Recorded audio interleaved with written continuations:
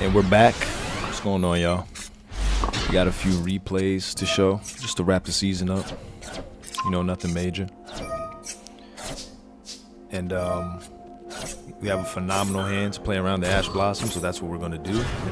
We open Mercurier, and whenever I open Mercurier, I like to look at my hand and see if I can get an Albaz Fusion on the field prior to activating Branded Fusion. And in this case, we could do a little more than that, as you can see, so that's what we did.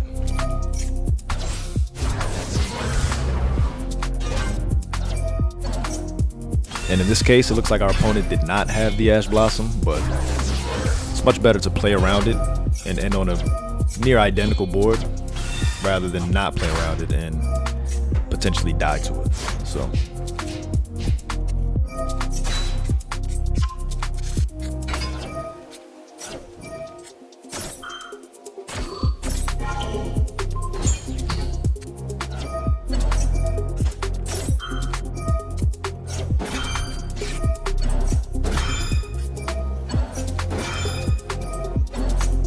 interesting choice by our opponent, getting rid of the Cartasia over the Albion. I guess he forgot about this guy here, but yeah, it would have been a much different game if he would have targeted Albion for sure. And he goes to try to destroy, but in this situation we have opening, so. Not saying we would have lost or anything if he would have targeted Albion like he should have, but it would have been an actual game for sure.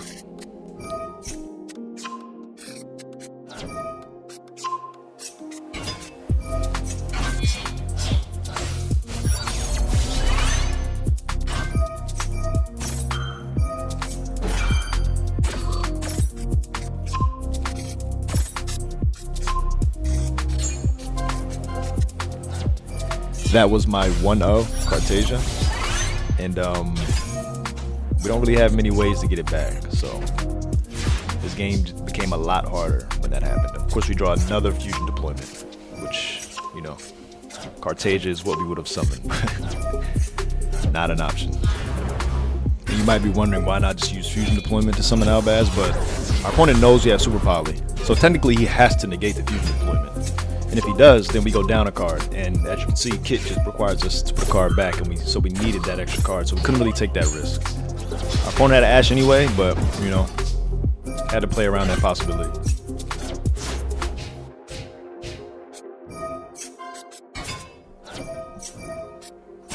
In this situation, we play a little bit of a mind game with our opponent with the Rimbram, because now he knows we have Rimbram in the graveyard, right? But we don't have a card to discard for the Albaz summon. The reason this is a mind game is because at any moment we could get a card for the Albaz summon. If you don't remember, we dumped Retribution like the beginning of turn 1, and there it is. So had we already added that card back to our hand, most likely he plays around the Rimbram more potentially, rather than playing right into it.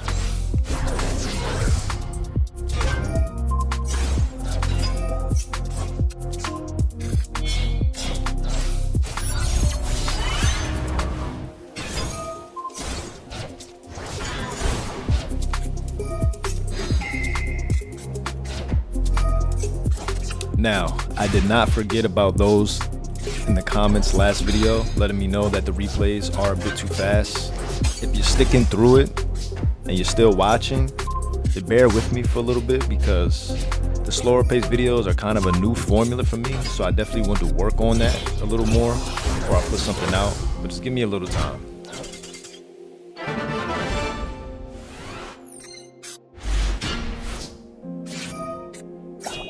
Okay, Fulos. It's not really much of a problem. Multiple ways to play around it. You know, we can go the Sanctifier route, give one card or one draw.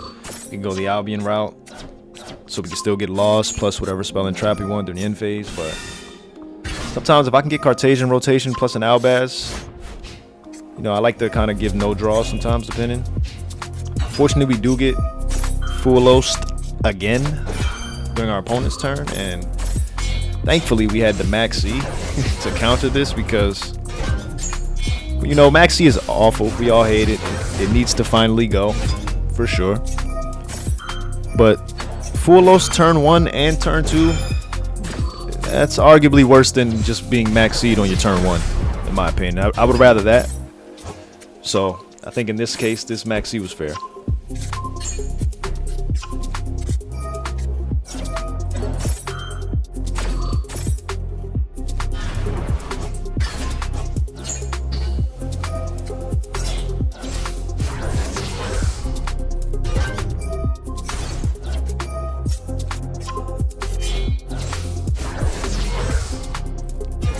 And we popped the Rahu over the Ketu because, you know, obviously Rahu is at 1, so he cannot have any other one in his hand or anything like that. And even though Ketu is the better card in this situation, but I mean, I gave him 3 draws off Fua, so if he didn't already have another Ketu in his hand, I mean, he could easily have one. So it's better to go for that guaranteed disruption rather than, you know, giving him draws for nothing.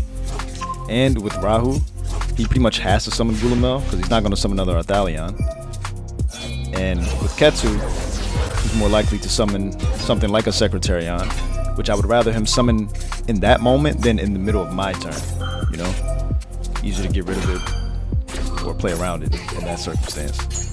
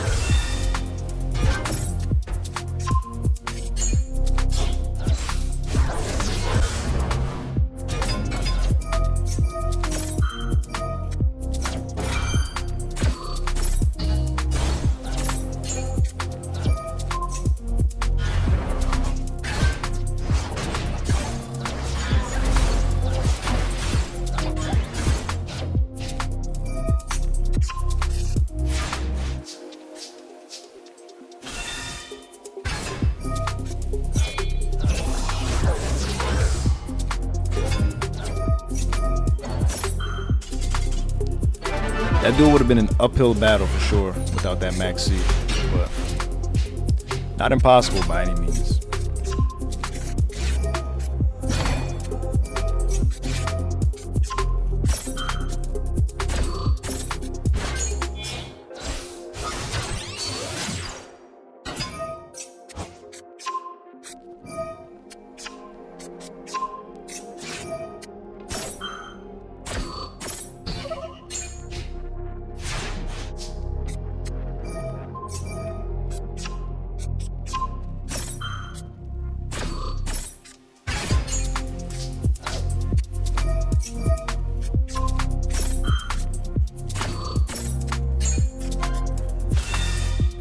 Now, this is sort of a misplay by me, not putting it in a column to where Raisin can't be summoned. But Cartagia, it also becomes a bit of a mind game because Cartagia is a quick effect. So, a situation where if he does it preemptively, I could chain it.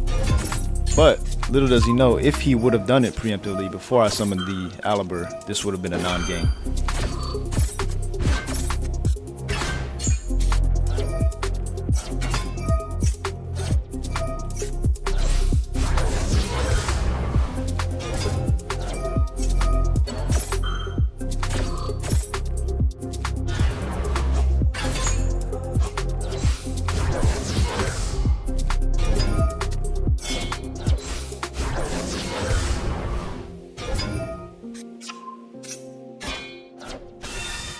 skip Rebellion to get board load here because that field spell has to go. Very, very strong field spell. Has to go. They cannot get it back either, so.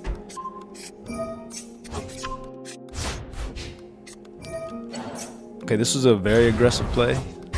Wasting Brim Brim just to get that pop to clear his field before I summon Dragon Lord. And in hindsight, we could have used Banishment. We could have popped our own Mirror J with board load to destroy his monster, revived it back with Banishment, and then used board load plus Rebellion to make Dragon Lord instead, while getting another Mirror J banish and keeping Rinbrim, which would have been pretty crazy, but for some reason I didn't want to get rid of my board load here, so that's why I didn't do that. Maybe it would have been better, maybe not, but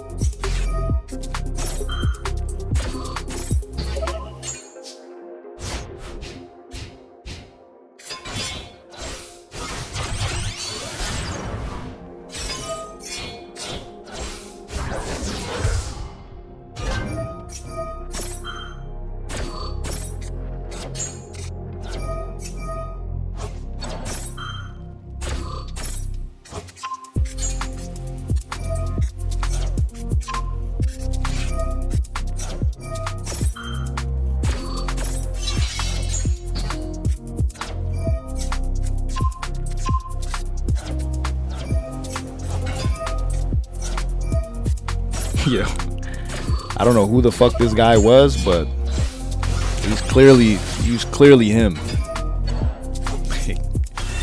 Can't make that shit up.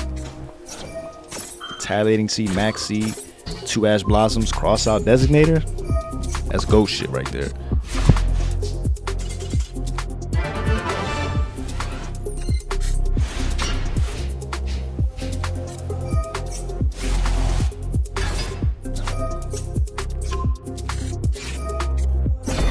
Yo, I'm not gonna lie. I played a little bit of this deck in the event, and I'm not gonna lie. That deck is actually fun. RB is actually pretty cool. It's actually like a fun deck, and it's low key like resilient. It does kind of lose the draw depending on the hand, as you can see, but like it can still play through it though, and set up a decent amount of interruptions. Like it's actually a solid deck, a cool deck. The only thing I don't like about it, and which I think is overlooked and no one's talking about, is the fact that it not only gets full hand knowledge in the middle of its combo, but it also is a pseudo hand rip as well. So it's like people aren't complaining about it just because it's RB. Like when RB does it, it's cool, but when K9 Naroi or Rotary does it, it's a problem. Like that shit's low key worse than Rotary. It's worse than Naroi because it not only do you get full hand knowledge, but it fucking forces you to summon a monster, and the monster is negated, and they just end up destroying the monster. So it's literally a hand rip plus full hand knowledge, which is crazy. Pretty crazy.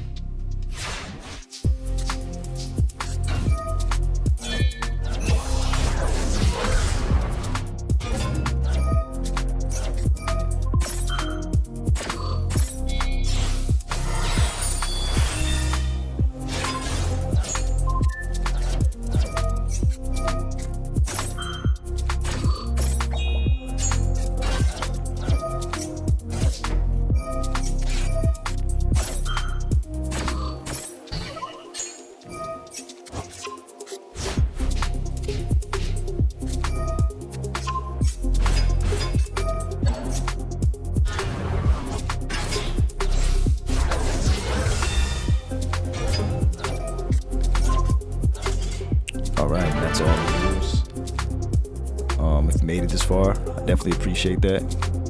Definitely leave a like on the video, subscribe if you want, and let me know if there's other decks like you guys want to see.